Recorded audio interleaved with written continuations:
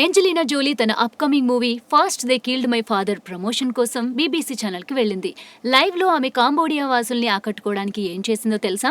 ప్రత్యేకంగా వారు మాత్రమే తినే వంటకాల్ని వేడివేడిగా చేసుకుని తినేసింది.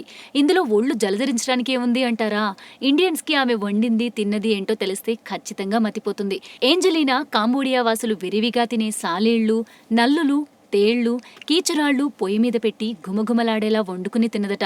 పప్పు పచ్చడి తినే మనకంటే అలాంటి పురుగులు పుట్రా తినటం అసహ్యంగా ఉంటుంది. కానీ కాంబోడియాలో చాలా మంది నల్లులు తేళ్లు తింటారు. అంతేకాదు కాంబోడియాలో చాలా ఏళ్లు యుద్ధం జరిగి కరువుతో జనం అల్లాడిపోయారు. అప్పుడు వారిని కాపాడింది ఈ పురుగుల వంటకాలే.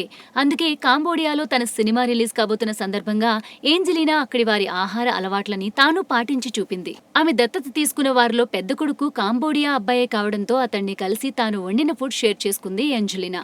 సినిమా సక్సెస్ కోసం నానాగడ్డి తినాల్సి వస్తుందంటే ఏమో అనుకుంటాం, కానీ ఏంజెలినా లాంటి టాప్ హాలీవుడ్ యాక్ట్రెస్ కి కూడా పురుగుల విందు తప్పలేదు. కలెక్షన్స్ కావాలి మరి.